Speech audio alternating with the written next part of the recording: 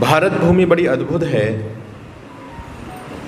और हमारे देश में समय समय पर अनेक प्रकार के महापुरुष पैदा होते रहे। और ये विशेषता हमारे देश में है कि हमारे देश में हर व्यक्ति अपनी मानवता की ऊंचाइयों तक पहुंचा है। आप देखेंगे कि हमारे देश में भाई तो बहुत हुए, लेकिन भाइयों में जब हम तुलना करते हैं तो कहते हैं भरत जैसा कोई भाई नहीं हुआ। इस देश में दानी तो बहुत हुए, लेकिन कहते हैं भामाशाह जैसा कोई दानी नहीं हुआ। इस धरती पर नदियां तो बहुत हैं, लेकिन कहते हैं गंगा जैसी कोई नदी नहीं है। उसी प्रकार से इस देश में साधु संत समाज सुधारक तो बहुत हुए, लेकिन ऋषि दयानंद जैसा कोई समाज सुधारक नहीं हुआ। ये बात बिल्कुल सत्य है और मैं इसलिए नहीं कह रहा हूँ कि हमारे समाज के प्रचारक हैं इसलिए ऋषि दयानंद की प्रशंसा करते हैं। प्राय लोग हमसे कहते हैं जी आप लोग तो आर्य समाजी हो इसलिए ऋषि दयानंद के गुण गाते हो।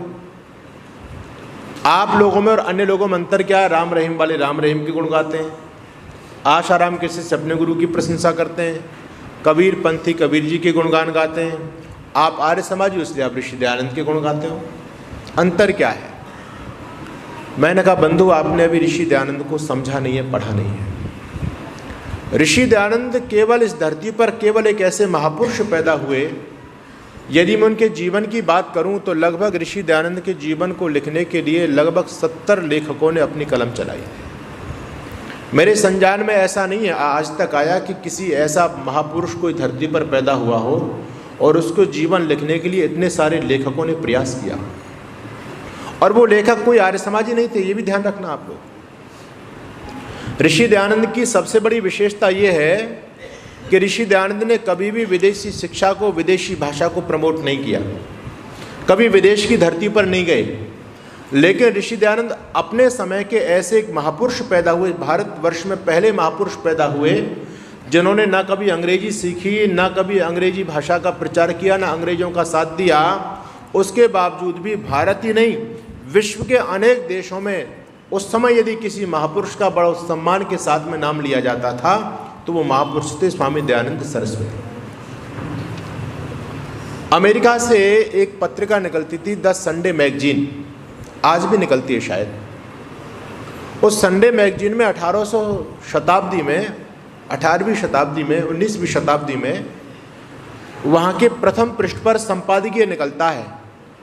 और देखिए ऋषि दयानंद कभी अमेरिका नहीं गए, लेकिन अमेरिका का जो प्रमुख पत्र है जिसका नाम है संडे मैगजीन, उस संडे मैगजीन के प्रथम पृष्ठ पर लिखा है, संपादक लिखता है the Martin Luther of India Swami Dayanand Saraswati. Europe के अंदर मार्टिन लूथर नाम के एक बहुत बड़े समाज सुधारक पैदा हुए, तो वो क्रिश्चियन लोग उनको बहुत फॉलो करते हैं मार्टिन लूथर को।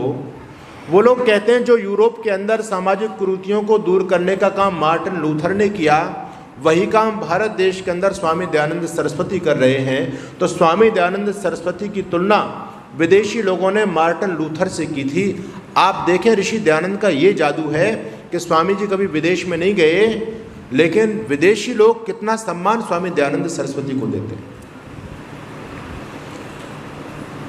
एक संत हुए, बहुत बड़े फिलोसफर थे, वो हमारे भारत देश में आए, जिनका नाम है संत रोमा रोला।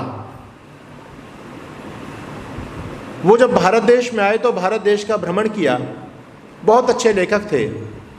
तो रामकृष्ण मठ है एक, रामकृष्ण परमहंस की संस्था जो स्वामी विवेकानंद जी को मानते हैं। विवेकानंद जी के गुरुजी का नाम था रामकृष्ण परमहंस। तो रामकृष्ण मिशन के लोगों ने संत रोमा रोला जी से निवेदन किया कि महानुभाव आप बहुत बड़े दार्शनिक हैं, पूरे विश्व में आपका नाम है, हम चाहते हैं कि आप हमारे गुरुजी का जीवन चरित्र लिखें, यानी रामकृष्ण परमहंसी की जीवनी लिखें आप। संत रोमा रोला ने इस बात को स्वीकार कर लिया और जब वो अपने देश में पहुंच गए, भारत देश से घूम करके, रामकृष्ण मिशन के लोगों ने कहा था कि जितनी दक्षिणा आपको देनी होगी, वो तो संत लोग थे, क्या पैसे तो लेते नहीं थे, लेकिन कहते थे आपके सम्मान का हम पूरा ध्यान रखेंगे और उस पुस्तक को हम बहुत अच्छी तरह से छपवाएंगे, अनेक भाषाओं में छपवाएंगे। संत रोमा रोला इस बात को लेकर के संतुष्ट हो गए और उन्होंने जब रामकृष्ण परमहंस की जीवनी को लिखना शुरू किया तो सबसे पहले भारत देश की तरफ उनका ध्यान गया और देखो हैरानी ये, कहते हैं जादू वो जो सिर पर चढ़ कर के बोले। तो संत रोमा रोला जीवनी लिख रहे हैं रामकृष्ण परमहंस की, और पैसा खर्च कर रहे हैं रामकृष्ण परमहंस जी के संस्था के लोग, रामकृष्ण मिशन के लोग पैसा खर्च कर रहे हैं, जीवनी को छपवाएंगे। लेकिन उस जीवनी के अंदर जब भारत देश की तरफ उनका ध्यान जाता है, और भारत देश के जो शीर्ष सबसे बड़े जो महापुरुष उस समय पैदा हुए वो थे महर्षि दयानंद सरस्वती। संत रोमा रोला महर्षि दयानंद के आकर्षण से अछूते नहीं रह पाए और जीवनी लिखने बैठे थे रामकृष्ण परमहंस की।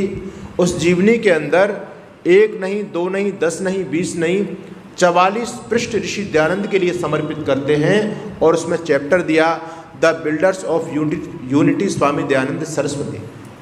यानी कमाल कीजिए, आप चिंतन कीजिए, जरा सोचिएगा कि जीवनी उनकी लिख रहे हैं, वो लोग पैसा भी खर्च कर रहे हैं, लेकिन संत रोमा रोला ऋषि दयानंद के आकर्षण से मुक्त नहीं हो पाए।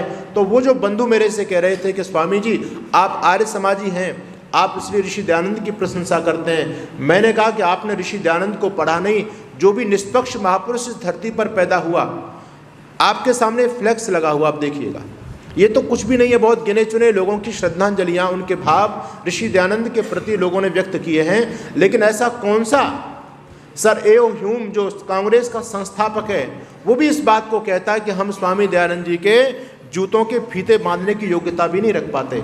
वो एक ऐसा महापुरुष धरती पर पैदा हुआ जिसके सामने कोई महापुरुष टिक नहीं पाता है। हालांकि मैं सभी महापुरुषों का सम्मान करता हूँ, सभी महापुरुष अभिनंदनीय होते हैं, वंदनीय होते हैं, लेकिन जब तुलना करने की बात आ जाती है तो मुझको योगीराज अरविंद के वो शब्द याद आ जाते हैं।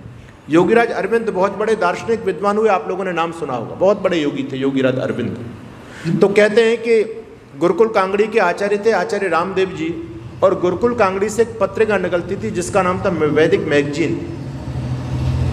दीपावली का समय था और आप लोग जानते हैं दीपावली का समय महर्षि दयानंद जी का निर्वाण पर्व है।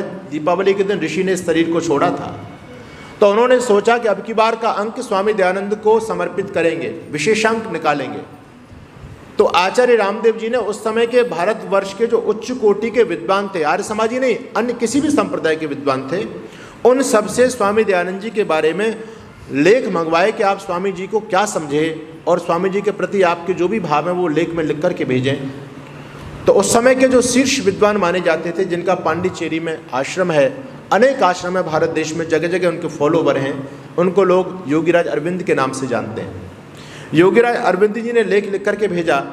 लेख पूरी का पूरा लेख जो है मैगजीन में छप गया, और छप गया, मैगजीन भी वितरित हो गई।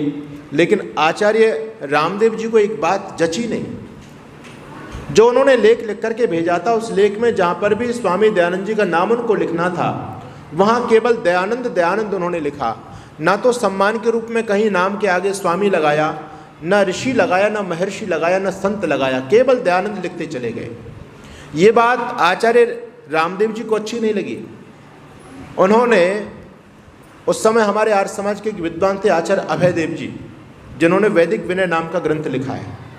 वो योगीराज अरविंद जी से बहुत प्रभावित थे, उनके पास आना जाना उनका लगा रहता था। आचार्य ने कहा कि अब की बार जब आप योगीराज जी से मिलने के लिए जाओ तो मेरे ये थोड़ा सा संदेह मेरे मन में पैदा होता है कि ऐसा उन्होंने ऐसा कैसे किया। लेख तो इतना ज़बरदस्त लिखा, उसमें लिखते हैं कि अगर संसार के महापुरुषों की हम तुलना करें तो संसार के जो महापुरुष हैं वो पहाड़ों की उपत्यकाओं के समान यानी चोटियों के समान हैं, और ऋषि दयानंद पहाड़ों की जो सबसे बड़ी चोटी जिसको हिमालय बोलते हैं। योगीराज अरविंद कहते हैं कि सारे महापुरुष तो चोटियों के समान हैं, लेकिन स्वामी दयानंद सरस्वती हिमालय के समान हैं, उनसे बड़ा कोई महापुरुष नहीं है। संसार के सारे महापुरुषों के तराजू को एक पलड़े में रख दो और स्वामी दयानंद सरस्वती को एक पलड़े में रख दो तो फिर भी स्वामी दयानंद का पलड़ा भारी है। इतनी श्रद्धा थी योगीराज अरविंद की ऋषि दयानंद के प्रति। लेकिन बस समस्या वहीं आ रही थी कि जब इतना भावपूर्ण लेख लिखा तो सम्मान में स्वामी तो लगाते, ऋषि तो लगाते, महर्षि तो लगाते। जब ये प्रश्न जाकर के आचार्य अभयदेव जी ने योगीराज अरविंद से किया तो योगीराज को हंसी आ गई और कहने लगे, आचार्य जी आप क्या समझते हैं, आप ये समझते हैं कि क्या मेरा सम्मान ऋषि दयानंद के प्रति कम है? संसार भर के जितने भी महापुरुष हैं